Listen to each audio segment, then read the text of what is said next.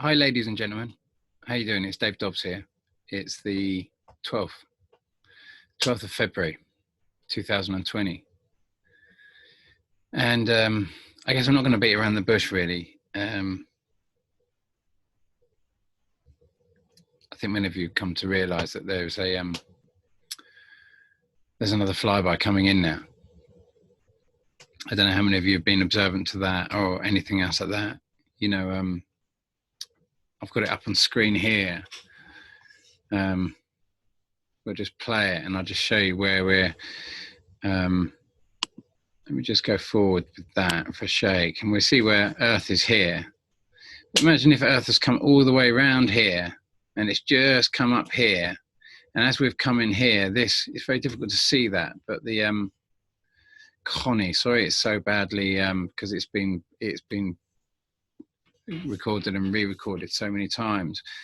But this one coming around here is I call Connie, and this one coming around here that's got the bigger orbit I call Bob. And we've just charted Connie. And we saw the big earthquake after, basically we've come to the full moon after the big flyby. So we had the new moon, which was Chinese New Year's Day, which was when the flyby occurred, and the earthquake in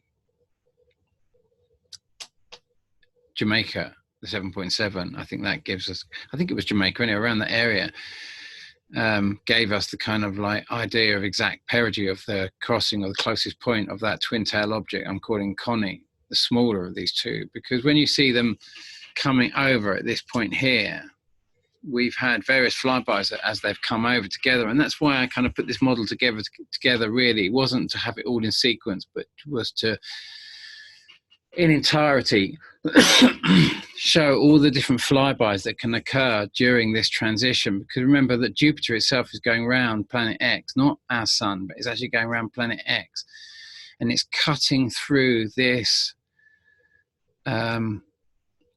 We are cutting through its aspect of its crossing as it goes around planet X. And we know in 2018 when it glowed bright blue, that's when it was closest to its perigee to planet X itself, when Jupiter was that close. And it went bright blue, and now it's shooting out the other side, and it's coming out from its perigee to planet X, and it's shooting out, coming on the same pathway as our sun did when it came out of its perigee or to the planet X, the dwarf planet itself, that's at the center of our kind of binary system. Really, it's what our sun is effectively orbiting. It's not the other way around. It's been this massively complicated journey to charter. So let's just play that a little bit more. And here we have Earth's orbital track. It's going to come around here, and after we experience Connie, we kind of come round. It's not timed exactly, but you can see if I just bring it up to there, you're getting the idea of this one's just crossed, and we're going to come to this one now, except that this one hasn't just crossed. This one we're going to come to the crossing of that. We're going to move past that before it moves past us. I'm of a mind, but I don't truly know, because the exact orbits of these two we are of a mind. I'm of a mind now that this one is exactly a year, but when we see them together in the sky crossing, we see them looking like Becky Lewis caught on the let me just come out of that and stop that share for one shake, and we will what was most interesting was on the 6th of February 2016, whole buildings fall down in Taiwan due to an earthquake. Now that same earthquake didn't occur on the 6th of February 2017, but it did occur again in the same place, causing the same type of damage on the 6th of February 2018. Notice we get 24 months before it passes round. Now picture when we had the two pairs together in the model I just showed you. They're traveling, they sit exactly the same speed. Let me see if I can show you before we get there. Then we just we come forward on this time. Well, we stay in the same place. 11th of February 2016, we get the WSO shot. So we saw it again. It's obviously going into the night sky there, but here we see, or coming from the night sky, and then on the also on the 11th of Feb, we get this shot here, and it appears to be more from going from the night sky into the day sky, implying that if it was the other one, it would be going from the day sky, cutting across into the night sky. But back in 2016, remember, it was the object that I've been observing most in this aspect of the flyby has always been Connie. I have always of a mind. We've seen various shots of it coming in and going out. You know, we've been charting one aspect of it, learning to separate these two aspects into these two other timelines has become this incredibly complicated thing to do, because one is coming and one is going, but they seem to be mapped out and they seem to be working in conjunction with each other, except it moves around every year by a month, which I have assumed is now because of the movements of Jupiter, and we've got a lot of corroborating data. But when we bring these two together and we see that at one point in this, we see they're traveling at exactly the same speed, they have this, they fit into this 200-day anomaly together in their movements. And yet one takes 2 years to come back round and the other does a full rotation in a year. And it wasn't until, well, I'll show you that if you haven't seen it already, you probably many times have, but that incredible shot of Alex Lugens on the 1st of September 2019, where we saw the tail of it, which meant that this timeline here, which was, you remember on the 4th of May 2018, we'd seen Kīlauea going off, a massive sensational volcano. Then we get the sensational shot, which I'm no doubt I'll get a chance to show you also as we progress with this, to try and understand how we can predict the new flyby that we've got coming in. Because when that flyby came in around about the 4th of May, and we witnessed it, like I say, on the 17th of June 2018, just after, and then just after that, you know, you remember all the satellite, the rover shut down on Mars. And then we had the volcano going off on the 24th of May on the 24th of October 2018 also. We saw this succession as it moved out, and we could charter this path out and could literally bring it out to where Mars would be in 2018 at that aspect of the flyby at that time. So we've had all of these different kind of like things giving us different trajectories, and so we've been able to ascertain aspects of certain points, but it's been so difficult at any one stage to separate those two out. And of course, when we had the flyby that's just come in and just gone out, and there's been lots of new sightings, which I'll try and bring to this at various different stages as we go through this. But at this stage here, we are going to just look. Remember the February point here. Was there anything else there? This was the point. Then we have Becky Lewis's shots, and she catch both of them traveling at the same speed. Now this is rare. The only other time we had this was also, well, it was February the 15th, 2013. And then the day before, on February the 14th, on Valentine's Day, no, we get to see the twin tails on Valentine's Day on the 14th of February 2013, and then the day after we get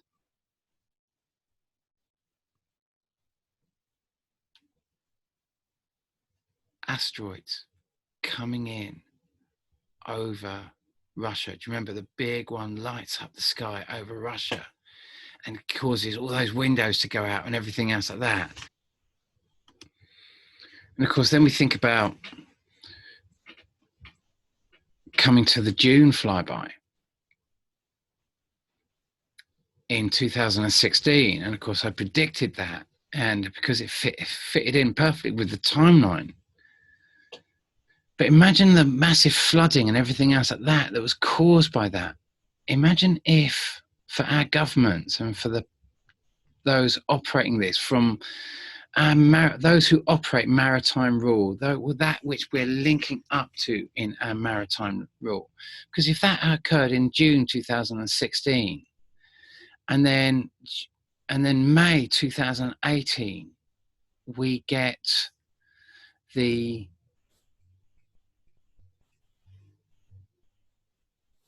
Kīlauea volcano going off. Could this be a sign that in 2020, April, dropping back a month, that April, we experience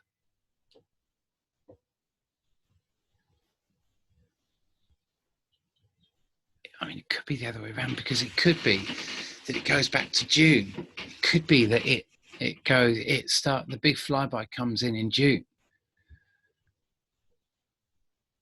But the way this is looking, it's so difficult to tell, because if we saw it in May, it's either going to fall on at the end of May and start come in for a big occurrence in June, or it's going to start in April. It's so difficult to say. I'm just trying to give you ways of trying to ascertain how we could come to how we could begin to. You see, I've got to put a lot more attention into a new flyby, and believe me, I have been sitting down every moment I've been sitting down, pouring hours into trying to work it out. And I just, every time I do it, I just realize how much I don't know, and how much incorrection. Do you remember in May? So sorry, it gets so confusing with so many dates. But in May 2018, when that all started going off, do you remember my name was Dirt? It was like, where's Dave Dobbs? He hasn't got this in his timeline at all. And that's when I updated to this timeline. And this was an amalgamation of the two. But can you imagine trying to squeeze the whole dwarf planet and whatever we thought this blue Kachina was before we finally realized this was Jupiter. It always was Jupiter. It's just like we couldn't see that because we were so wrapped up into the Copernicus system, the system that was put in to silence Galileo, who was forced under house arrest to silence his model, which is the Zodiac. And it is such a complicated model because, again, we've got to, just to take you through it for those of you who haven't known about this, what did I do here to get this?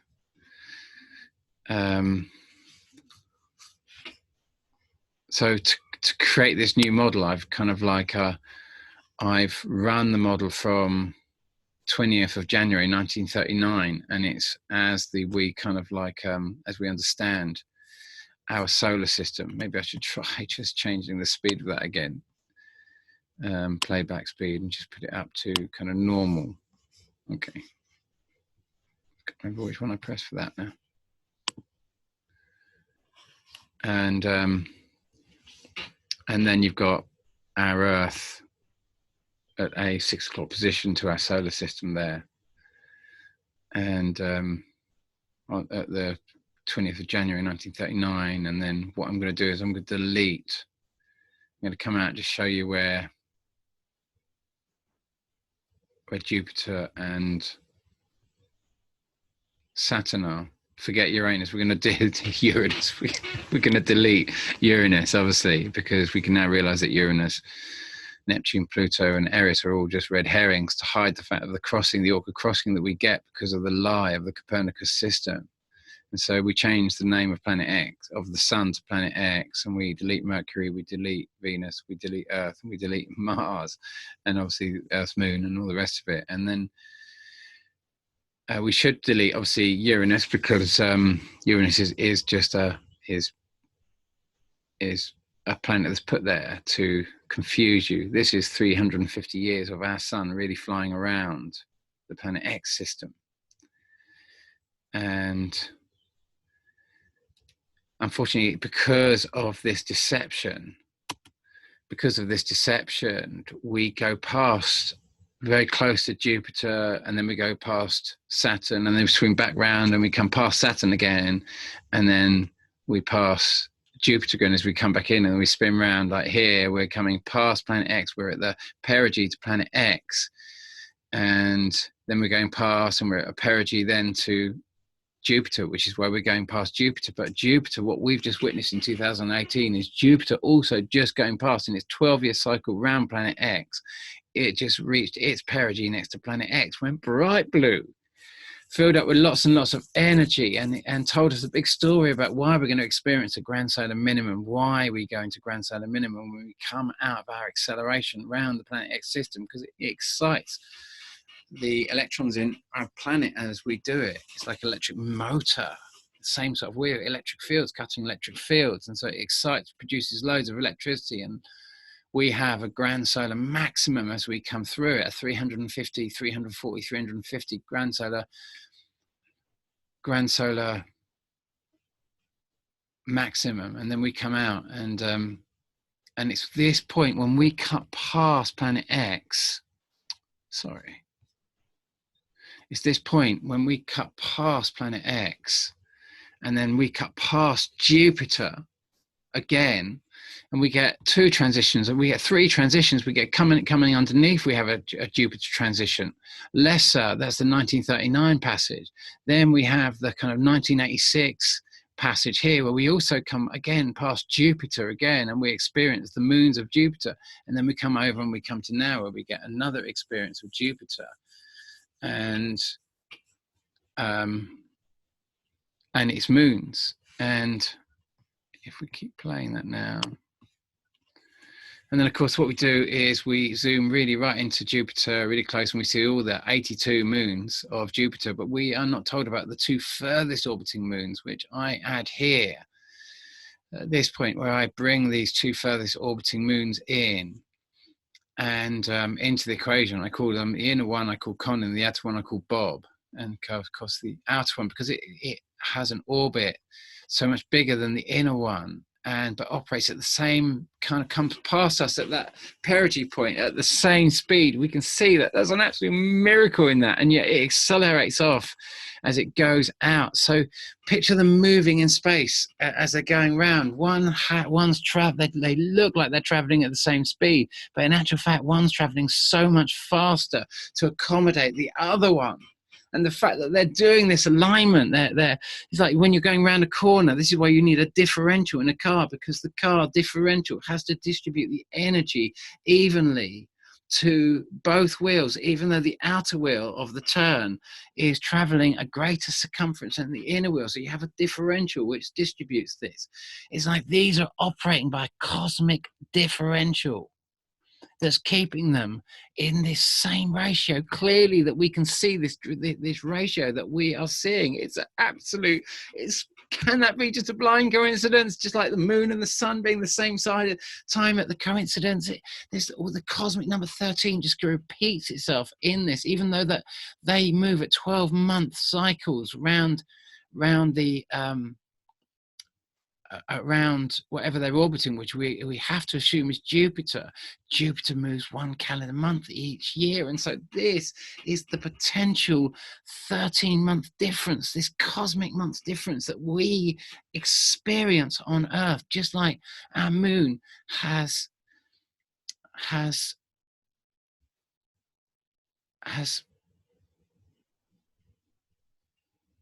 13 cycles.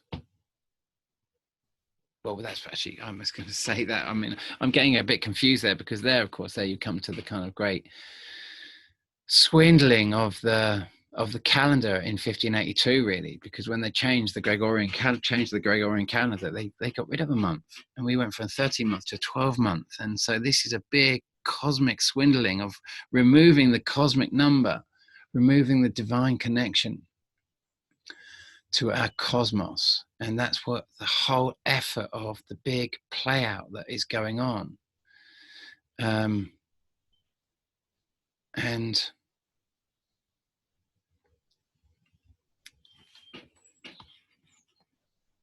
let's just play that out now.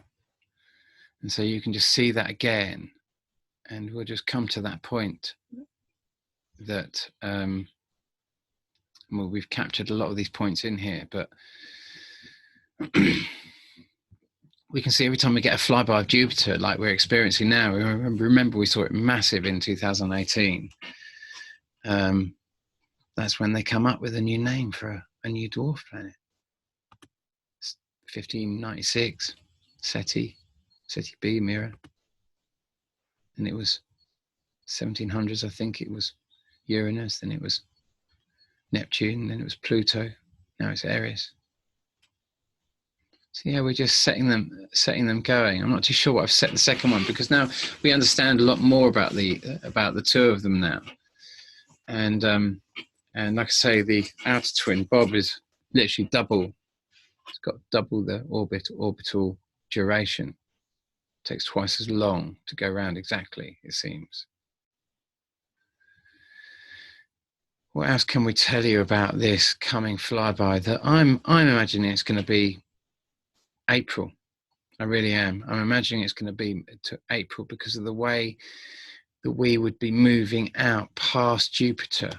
Because we're going to go past Jupiter, but as we go past Jupiter, actually Jupiter is actually coming past us and entering up through us, because it's traveling so much faster than us, but it's traveling up through. So Jupiter is effectively ascending. So we only come into that kind of close aspect of experiencing it close to us for a short aspect in its rotation around planet X. It's going to take 12 years to go round. And so this is us passing through, and our Earth here, where we've got our solar system, our Earth is what it is. I mean, it's a really quite an interesting definition of this, moving through in a period of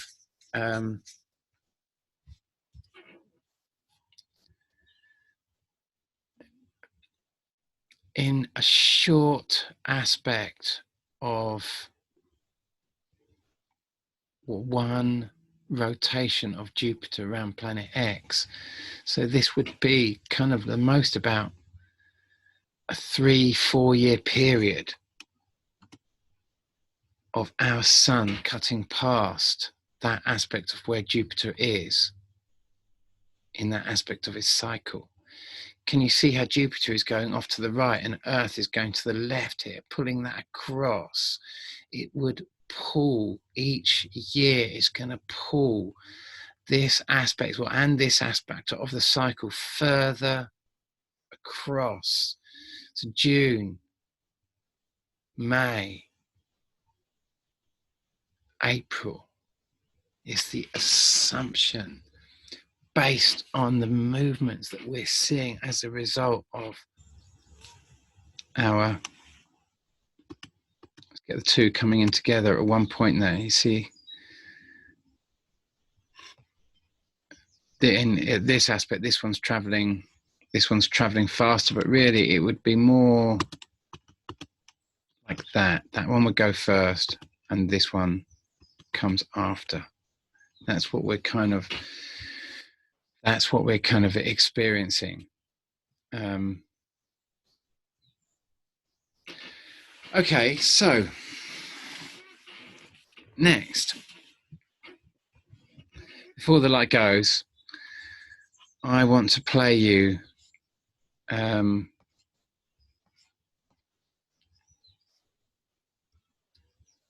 want to stop this share, and before the light goes, and I want to just share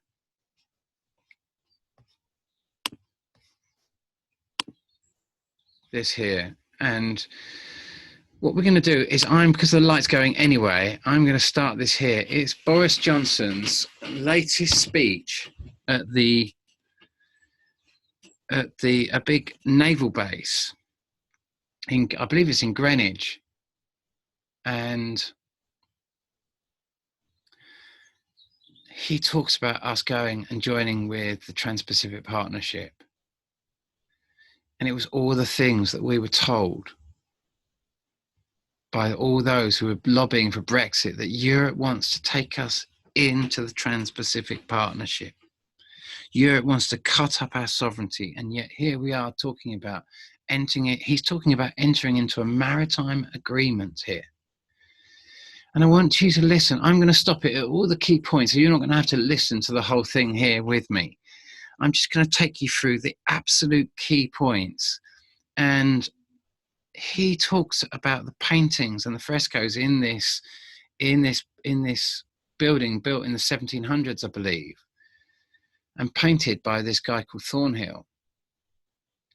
And this agreement that we entered, clearly this maritime agreement that we entered into this time.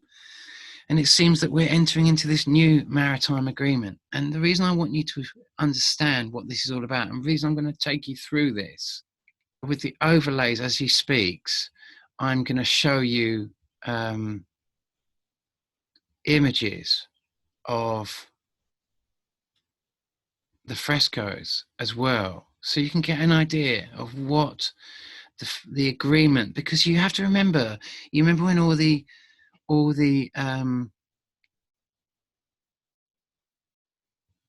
Gary McKinnon, the whole court case, he was like a whistleblower, kind of like he was a hacker, and he'd got all this information about how intellectual property, but about a whole space fleet being that the American government was paying for, that China wanted a landmass on the Trans-Pacific, on the Pacific Basin, so they could have access to the intellectual property coming from the Pacific Basin that was going to enter into the human domain via the Trans-Pacific Partnership, and those who were signed up, and they wanted access to the Trans-Pacific Partnership, but they didn't have a landmass on the Pacific Basin. Thus, the dispute of the Sankaku Islands that sat on the Trans-Pacific Basin, that the Japanese said was disputed territory, that was their property. So they had, the Chinese said that it was their land, as well as the Japanese, and this disputed kind of like this big dispute between the Chinese and the Japanese, so that the Chinese could actually enter the Trans-Pacific Partnership like the Japanese and have access to this intellectual property. But of course, this meant an agreement with that intelligence, and of course this is what we're seeing here, this big agreement. Apologies, the light's going here. I will actually just try and see if I can shed a little bit of light as we go through this. I'm afraid I'm limited because I'm on solar panels and everything else like that, and a tiny bit more light. There we go. And of course, that was what that was all about. And of course, I wrote this whole book saying, do not leave the European Union. And just like, if you go into this free trade deal, you're going to get absolutely ripped apart, because this is not the way this is going. If we try and do an agreement with this is an old agenda which is going now. It doesn't want to go, and it wants to be signed in contract as human God. And that's its only chance for staying, because it has no sovereign right to stay on earth if it is not our sovereign God. And so there's a desperate need to sign the world up to this God. And if there's enough human beings alive at the point of transit, when the contracts are done, as in which way it goes, then that's the way this contract will go. And so there's this desperate need to try and control the way in which this goes at the moment, so that they can retain their control over our earth. Now, what you've got to understand, you can fight this with your belief systems. I mean, this is what they're offering you. The name Thornhill is so key to this, because they offer you a thorny hill. That is where they offer. And for Europe to enter this free trade deal, it will have to make a sacrifice on this hill of thorns. And we know about this hill of thorns. Thornhill himself, who kind of does his Thunderbolt project, the whole kind of like, he cancels us. He doesn't give you so much. He brings all of his magical science back to his whole magical science. From the electric, universe. He brings back to the fact that amazing electric universe, fantastic, shows you all this wonderful thing, and then the theory just goes to cancel out the clear tear that was the dimensional link between Mars and Earth, where the water from the Great Flood really came from. Clearly, the only obvious place there has been life other than Earth is Mars. So obviously, it was covered in zircon. It's had a massively complex carbon cycle existing for billions of years. It has the fingerprint of a great-grandfather planet. It has all the necessary. It's had signs of all the necessary attributes to make a thriving planet. How we could not believe it? How we could stand on the side just like, oh, I don't know. How we could just not look at all the data beaming in from all of from all the rovers that have sent images back. You know, the data I've shown in my channel, you know, and all the rest of it, it's just been like, it's endless. It's endless. We are all in a state of belief. If you go with the Thornhill idea and you go with the electric universe theory, not all those out there that are going with the electric, but specifically Thornhill, he just drives it all back into cancelling the obvious dimensional tear to use his theory to build the whole theory on that sacred ground that we can clearly see is the end of Mars. You know, the Valles Marianas that opened out on Earth into the Emperor Hawaiian Seamount chain. Clearly, we can even see the point where the wave of magma that caused that massive disaster kind of stopped between Antarctica and the bottom of South America.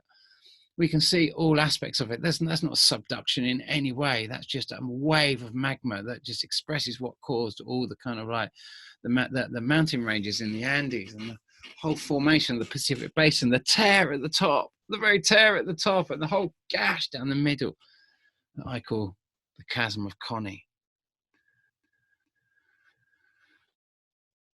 It's also unbelievable, I'm afraid. There's just what you're looking at is you're looking at belief enters humanity at every aspect to control it, and it will always, doesn't matter what narrative you go down, it enters into all of our narratives and it leads us through belief to a place where it asks us to make this terrible sacrifice.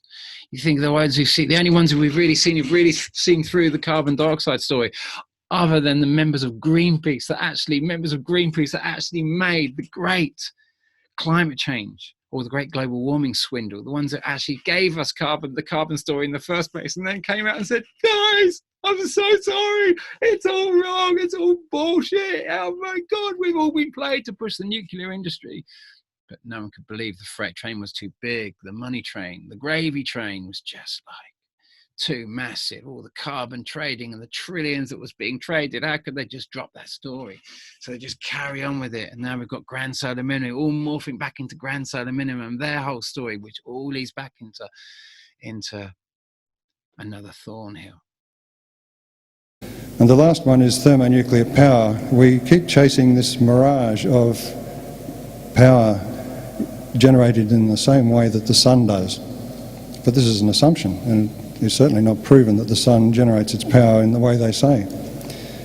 And if the sun doesn't generate its power that way, we're chasing a mirage, a very expensive one. You know, it's just how do we get by? And then the Christians see through it because Trump has used the whole carbon dioxide lie and jumped onto all the conspiracy theories. He had Alex Jones.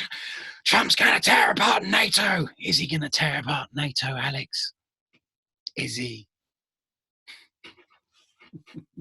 Europe's going to drag us into the TTIP and Trans-Pacific Partnership.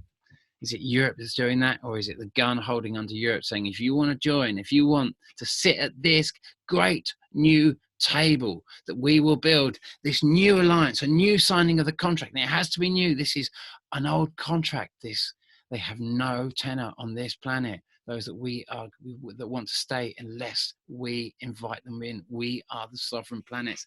This is our planet. On this land, we have sovereign right unless we choose to give it away.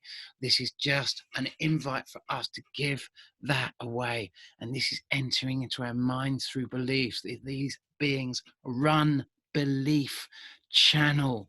They get us in so many ways. It all leads back to their control. It's always a Thornhill. The Christians see through the carbon dioxide story, but they go straight to the Thornhill again with Christ.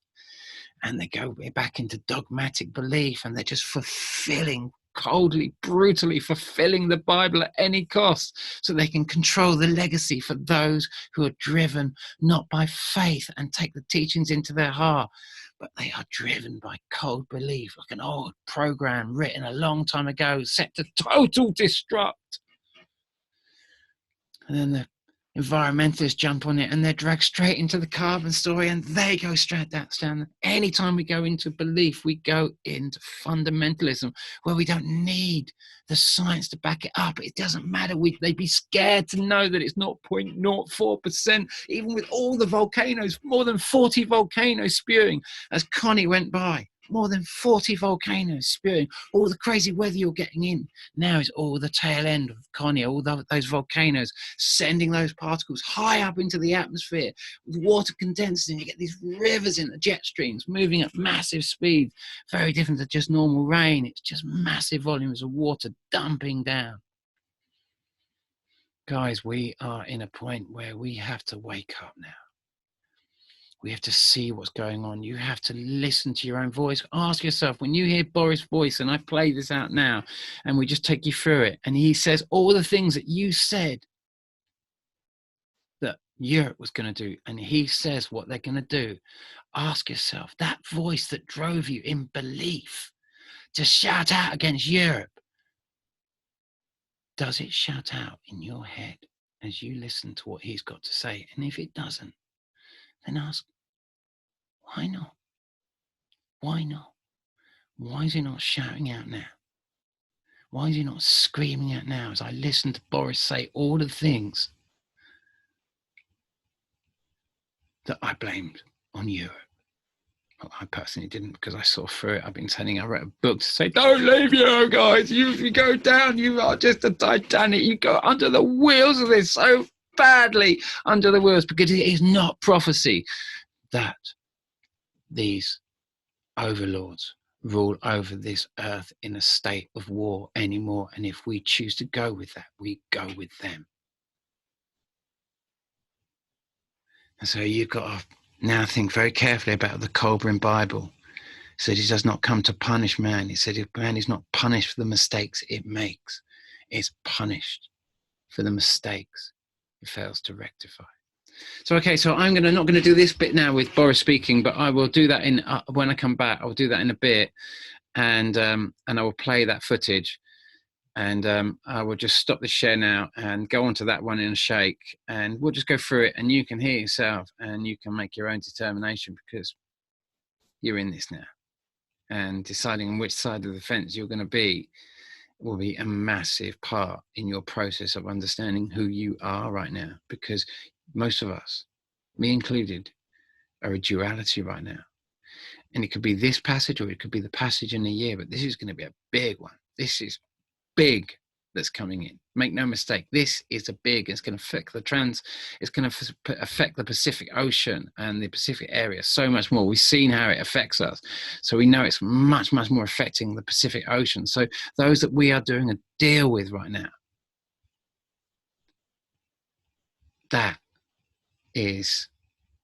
they are the ones that have been running from this system far longer than we have. We are their only option, and us going into war is the only way they can control us. Our hatred, our fear, our division, and ultimately our conquer. And we have to stand above it and wake up, come back to a peaceful way, see through it, see through the mind control, take back your sovereign mind. You might find that there's not nearly as much noise in your sovereign mind as there is in your ego mind. You have to fill in the gaps a lot more. You have to step up to the mark. That's where the noise comes from. After that, it doesn't come from the rant that you follow in your head.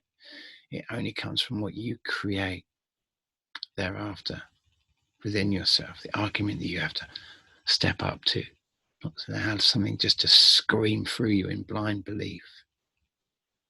A mouthpiece. Got to come out of belief now. Got to come into the navigation of the heart. Good luck out there through this. Whatever comes, I'm not too sure which side of this is going to fall, but if I put my money in, I would say it's coming in April. And it's going to be big. Real big. Take care. All the love in the world.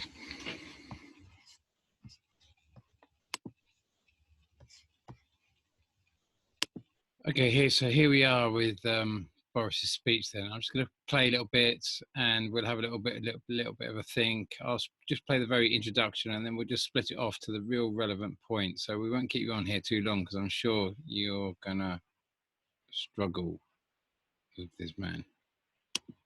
Well, welcome everybody. Thank you for coming to Greenwich, and I invite you first of all to do, as I'm sure you've done before, is to raise your eyes to the heavens, because the Vatican has Michelangelo, Greenwich has Thornhill, who spent 20 years flat on his back on top of scaffolding, and so rigid that his arm became permanently wonky. And he's left us this gorgeous and slightly bonkers symbolic scene that captures the spirit of the United Kingdom in the early 18th century. This painting above you was started in 1707, the very year when the Union of Scotland was agreed, and does it not speak of supreme national self-confidence? Look at these well-fed nymphs and cupids and what have you. They are not just celebrating the triumph of liberty and peace over tyranny, the official title of the scene. This is the settlement of a long and divisive political question about who gets to sit on the throne of England, and it is visibly resolved, as you can see, in favour of William and Mary, and the result is stability and certainty and optimism and an explosion of global trade propelled by new maritime technology. Just to obviously bring you to the very specific words where he is talking about the arrival of maritime technology. This is the newly forged United Kingdom on the slipway. This is the moment when it all took off, and you know where this is going today. And you do know where this is going today. This is an agreement, a same agreement being re-signed again. Selling this agreement again, this thorny hill where those who join must make a sacrifice. And for Europe to enter, we know what the sacrifice is. It's going to be a crusade, and they will have to join this crusade. This what will be, there'll be attempt to pull them into a conflict in the Straits of Hormuz to open this up. Get it right if we have the courage to follow the instincts and the instructions of the British people. This can be another such moment on the launching pad, because once again, Was this what the British people voted for? They voted for Brexit, to break away from all of this. Do they want to enter into that type of agreement? Is that what they voted for? I thought they voted because they were terrified that Europe was going to drag them into TTIP and the Trans-Pacific Partnership. This country is leaving its chrysalis. We are re-emerging after decades of hibernation as a campaigner for global free trade. And frankly, it is not a moment too soon, because the argument for this fundamental liberty is now not being made. We in the global community are in danger of forgetting the key insight of those great Scottish thinkers, the invisible hand of Adam Smith, and of course David Ricardo's more subtle but indispensable principle of comparative advantage, which teaches that if countries learn to specialize and exchange, then overall wealth will increase and productivity will increase, leading Cobden to conclude that free trade is God's diplomacy, the only certain way of uniting people in the bonds of peace. And just remember that he's going to talk about how this agreement that we're going into is going to be very similar to the Canadian free trade agreement, where they have over 300 court cases. They haven't won one of them. Some of them, many of them over 10 billion, some of them over 100 billion. And they have to pay these enormous fees for the loss of business if they want to stop a corporation coming in and doing something that may be legal in America or another member state. but it's an absolute travesty to say Canada, to say, you know, gaining access to the tar sands, for example. You look at what's happening in Nova Scotia, they have to take everything off the top and scrape it out. It's total destruction of the landscape, total destruction of the landscape, and they cannot stand in the way of it. That is what it means by free trade, unrestricted free access to all of your markets, whether it brings about environmental catastrophe. You have to pay for the loss of earnings of that corporation that tenders to do that. It's the most evil thing. More freely goods cross borders, the less likely it is that troops will ever cross borders.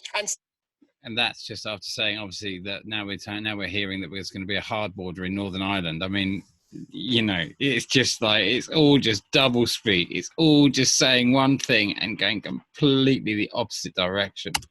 And yet, my friends, I am here to warn you today that this beneficial magic is fading.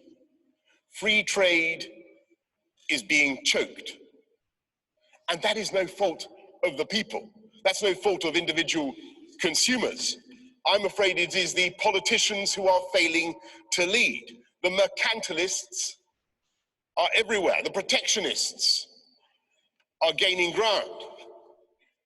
And when there is a risk that new diseases such as coronavirus will trigger a panic and a desire for market segregation that go beyond what is medically rational to the point of doing real and unnecessary economic damage, then at that moment, humanity needs some government somewhere that is willing at least to make the case powerfully for freedom of exchange.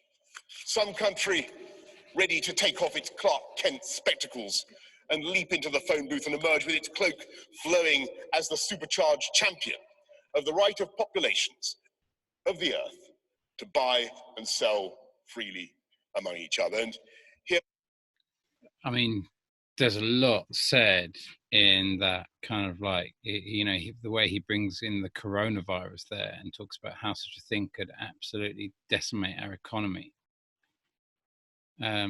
We don't know where that's come from. We don't know how bad it is. We just don't know. We just really don't know at the moment. I've got friends in Hong Kong and they're concerned about the travel movement, but they're not so scared about the disease or the virus. Why is that? Greenwich in the first week of February 2020, I can tell you in all humility that the UK is ready for that role. We're ready for the great multi-dimensional game of chess. Whoa.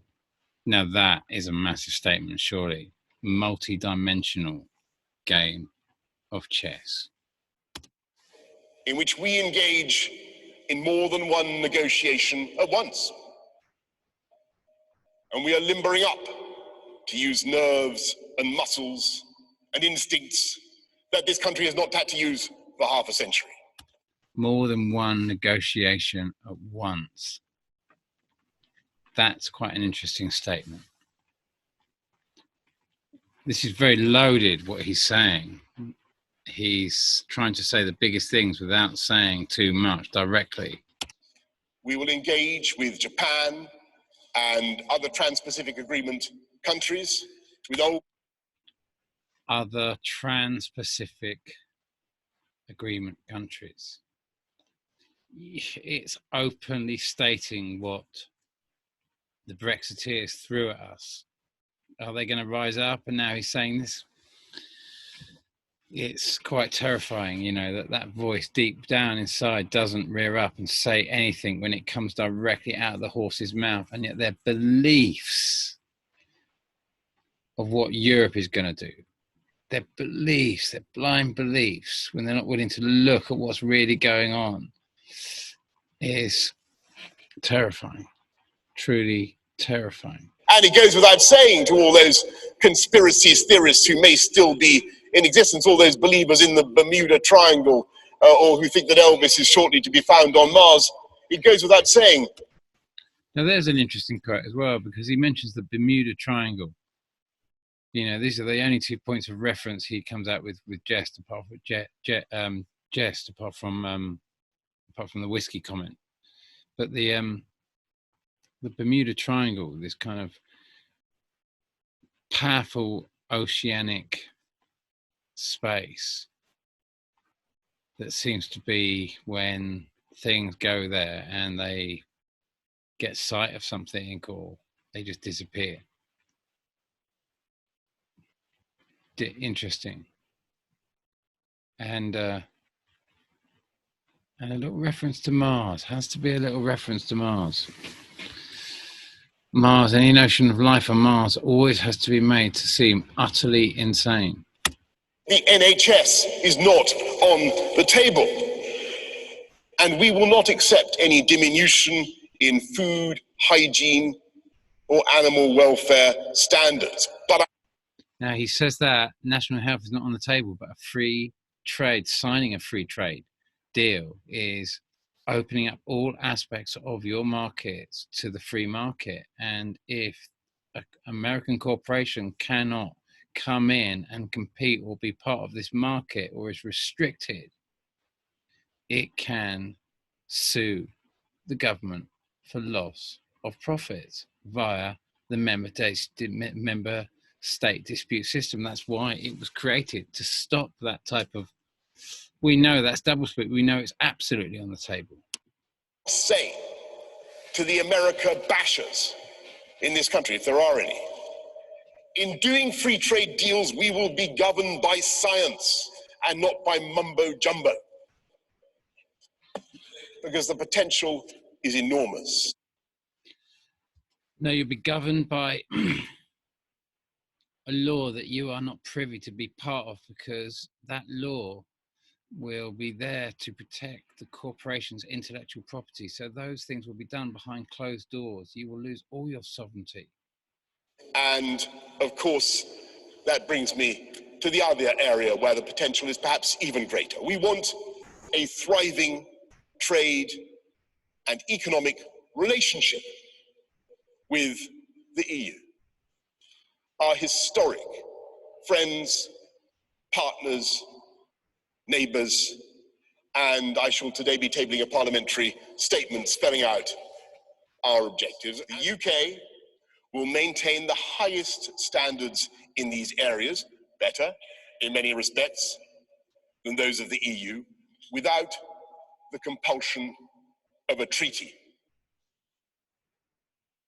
And it is vital to say this now, clearly, because we have so often been told that we must choose between full access to the EU market, along with accepting its rules and courts on the Norway model, or a free trade agreement, which opens up markets and avoids the full panoply of EU regulation, like the Canada deal. Well, folks, I hope you got the message by now. We've made a choice. Deal. We want a comprehensive free trade agreement similar to Canada's. But in the unlikely event, that's what they want from Europe.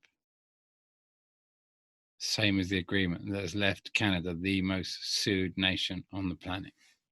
This is the moment when we think back to our past, to the spirit that made this country great, and this is the moment for us to go up a gear again and to recapture the spirit of those seafaring ancestors immortalized above us, whose exploits brought us not just riches, but something far more important than that. And that was a truly global perspective.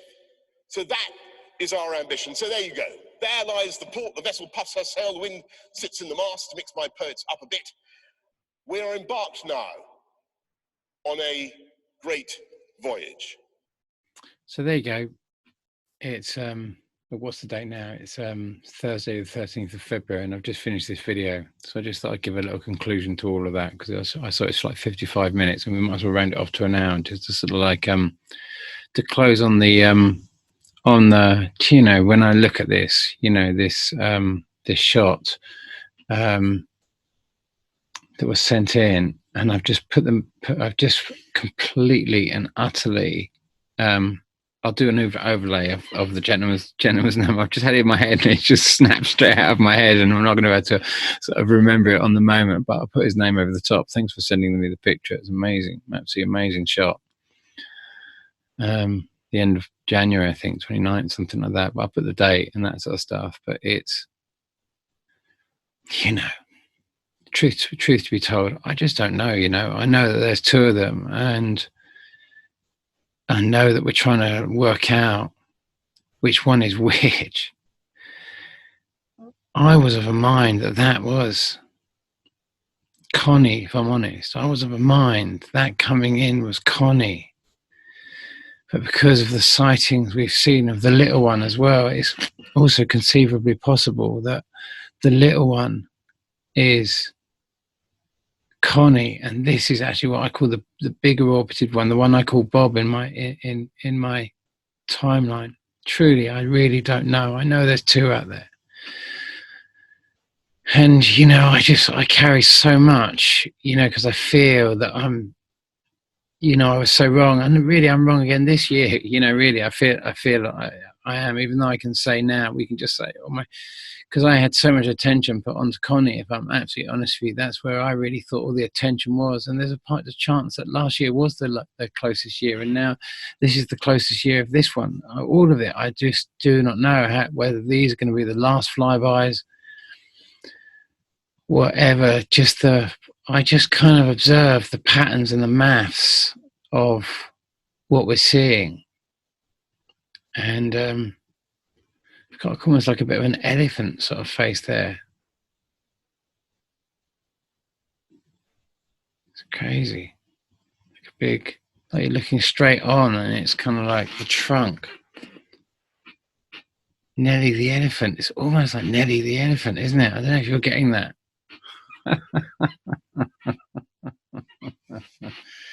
Ganesha, a remover of obstacles. He's the one I had on my dashboard. Do you remember when my truck burnt? And the only thing, it was completely and utterly burned, but even though it was completely and utterly burnt, it was there perfectly on the dashboard. It's one of my early videos, 2015. You know, we just don't know how this is going to play out or what this is. And for me, I carry more of it because I put myself on the line trying to understand it and putting dates on this. And like I say, each time this comes by, I don't know how close or far it's going to be. Is there a chance that as this potentially this big one, Bob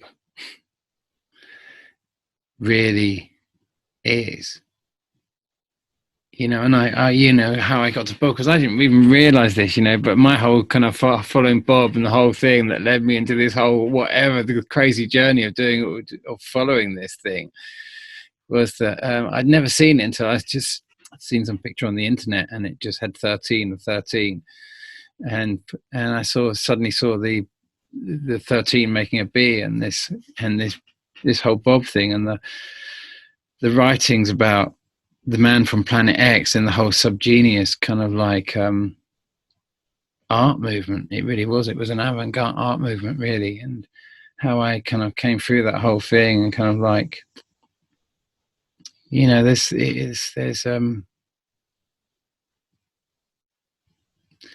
big cosmic triggers out there that are happening all around us all the time, and we are in a completely new free time at the moment, and we're like, humanity, believe it or not, is in this kind of virgin state at the moment because it's out of all contracts. It can do a deal with whoever it likes, even though it looks so scary, this big story that it's the end of the world and everything else like that. This is just the big hand of the clock. And we get lost in so many stories as this comes up, because it causes so much panic to so much of our astral body, and much of that is just being invaded by psychic hacks of beings that haven't had their own realms for a very long time because of decisions that they made a very long time ago. And this is awakening something from the past and bringing it back, and it's time to come into this realm. But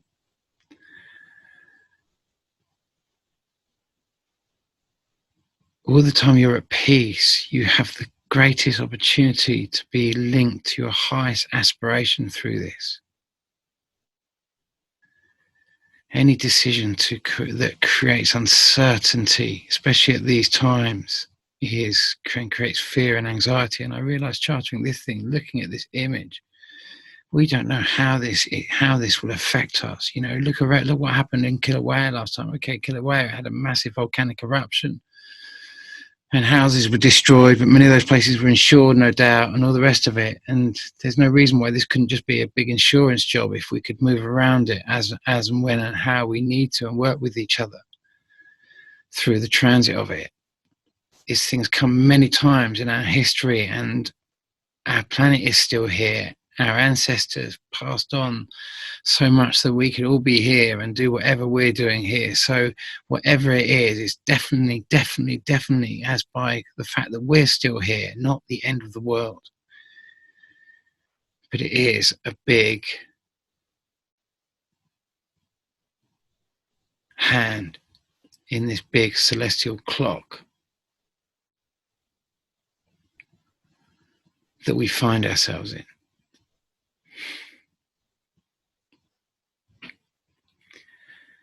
And many of us are going to try and write the celestial, magnificent celestial aspects of this out of this story by any way they can, to remove the 13th cosmic aspect of it and to keep it concealed in the realms of just black magic and those who control the narrative of the greater truth.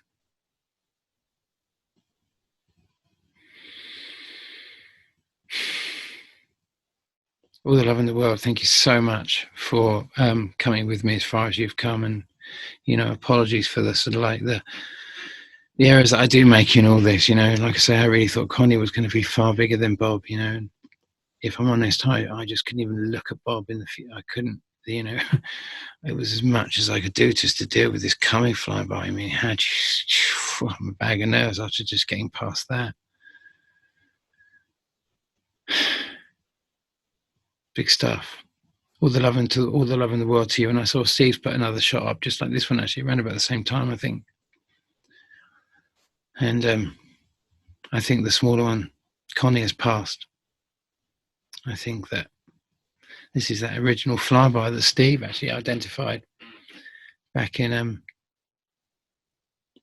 2018, and I just wasn't of a mind it could be there. And then I discovered that, I amalgamated, like I say, the two timelines, and came up with a new timeline. But I was still getting close, but I was still clutching at straws, and have been so many stages through this until that Alex Lujan shot, like I say, on the 1st of September. And there is so much confusing stuff out there, and don't hold on to anyone's belief too tightly in this. Just look at all the information, be open-minded to all of it. Many of you have so much genius running through you, so much genius, far greater than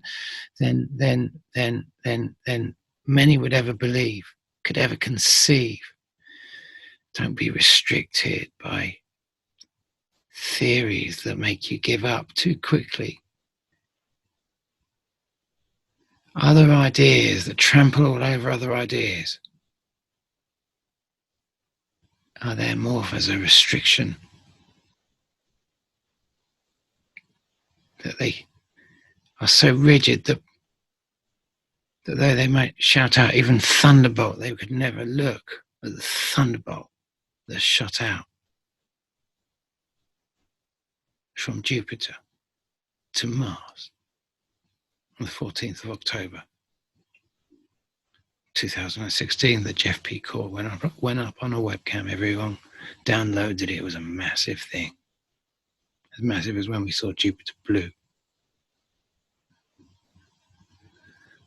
In 2018. This is real stuff that's going on, guys. This is real stuff. It's big stuff. It's a big story that we're in. How do we arrive at ourselves in that story where we are beyond belief?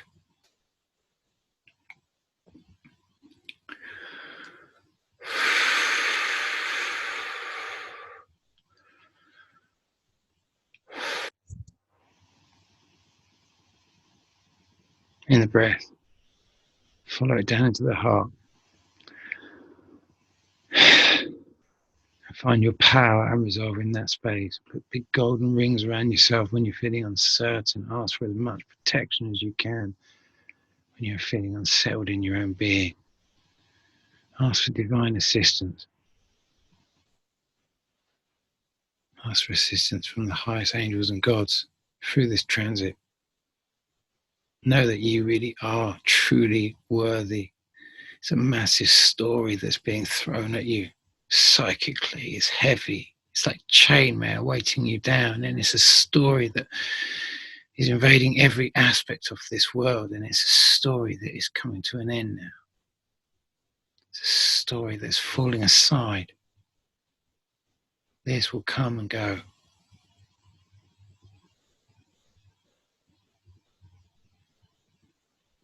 So all winners in this, all winners. That's the intention of this ultimately, is to bring it about to a place where it's all winners. And